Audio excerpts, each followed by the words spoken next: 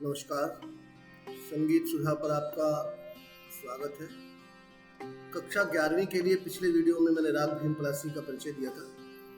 इस वीडियो में हम ध्रुपद के ऊपर चर्चा करेंगे कि ध्रुपद क्या चीज है। अभी तक निश्चित रूप से ये सिद्ध नहीं हो पाया है कि ध्रुपद का आविष्कार कब तथा किसने किया,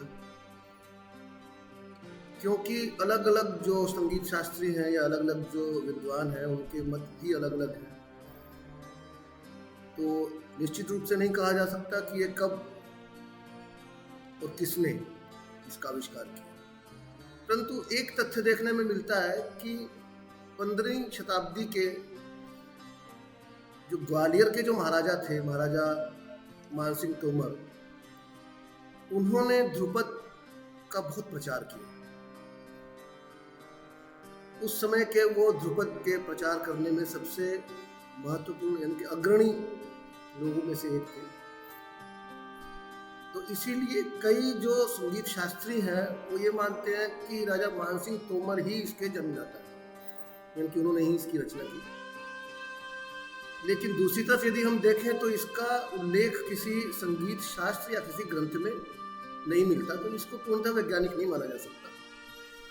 हाँ, इन्होंने राजा मानसिंह तोमर ने ध्रुपद का बहुत प्रचार प्रसार किया, ये अलग बात है।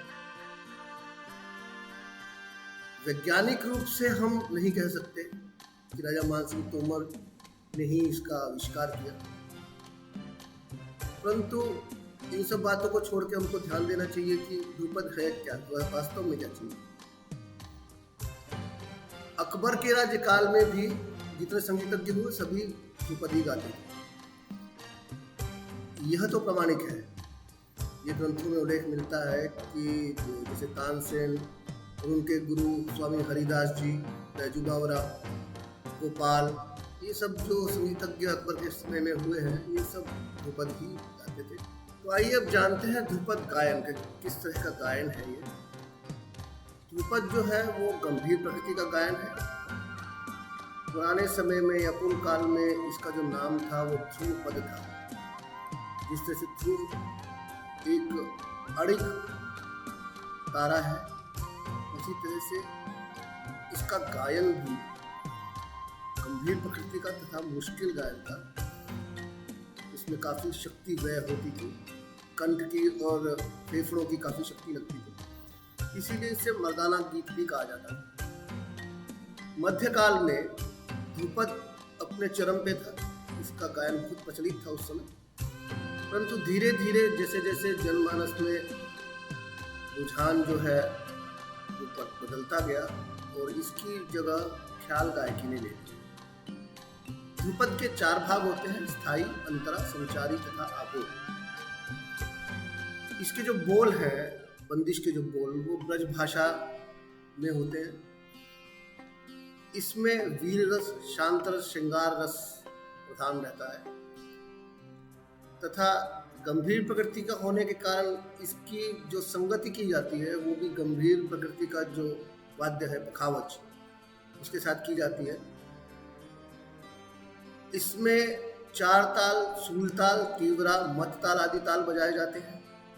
तो आइए अब जानते हैं कि ध्रुपद किस तरह से प्रारंभ किया जाता है इसका गायन। तो सबसे पहले नोम तोम के आलाप के साथ में इसमें स्वर विस्तार किया जाता है। इस आलाप के भी 4 भाग होते हैं। जिस तरह से मैंने बताया कि ध्रुपद के 4 भाग होते हैं: स्थायी, अंतरा, संचारी तथा आबोध। तो इस आलाप के भी इसी प्रकार 4 भाग होते हैं और इसके तीसरे भाग से यानी कि तीसरे अंग पर जाकर के ये लयबद्ध हो जाता है। यानी कि इसके साथ में लय शुरू हो जाती है, जो पखावज बजाते हैं बजाना प्रारंभ कर देते हैं जिस ताल में होता है, और फिर धीरे धीरे इसकी लय को बढ़ाया जाता है और फिर गमक इत्यादि का प्रयोग करते हैं। ध्रुपद में जो चपल स्वर समूह होते हैं, चंचल स्वर समूह, जैसे कि तान, खटका, मुर्की इत्यादि, ये नहीं लिए जाते क्योंकि ये गंभीर प्रकृति का राग है। तो इसमें गमक और मीर इनकी प्रधानता रहती है। आलाप के पश्चात ध्रुपद की बंदिश शुरू की जाती है। जैसे कि मैंने पहले बोला कि तीसरे अंग में, आलाप के तीसरे अंग में लयबद्धता आ जाती है, यानी कि लयबद्ध हो जाता है आलाप। लेकिन चौथे अंग के पश्चात बंदिश शुरू की जाती है। ध्रुपद में लय कार्य को बहुत महत्व प्राप्त है, विशेष महत्व प्राप्त है। इसमें विभिन्न प्रकार की लय कार्य दिखाई जाती है। प्राचीन काल में क्योंकि ध्रुपद बहुत मुश्किल गायन है, इसीलिए इसको गाने वाले को कलावंत कहते हैं, या कहीं कहीं ध्रुपदिया भी सुनने में मिलता है। यहाँ एक बात देखने वाली है कि पुराने समय में गीत के शब्दों को लेकर विभिन्न बोल बनाकर लय कार्य प्रस्तुत करते थे। गीत के शब्दों को लेकर के पुराने समय में, लेकिन आजकल ऐसा नहीं है। गीत की जो बंदिश है, बंदिश का जो एक पूरी लाइन है और जो वाक्य है, उसको लेकर के लय कार्य प्रस्तुत करते हैं, जो कि बदल गया है आजकल। प्राचीन काल में ध्रुपद गायन की 4 शैलियां थीं, जिन्हें बानी कहते थे, खंडार, नौहार, डागुर, गोबरहार। लेकिन आजकल जो है वो ध्रुपद 4 ताल में गाया जाता है। इसका एक उदाहरण जो है वो देखते हैं। सप्त सुरन 3 ग्राम, सप्त सुरन 3 ग्राम, ये स्थाई बोल रहा हूं मैं। 49 कोटि तान, गुणिजन करत गान, नाद ब्रह्म जागे। अंतरा देखिए इसका।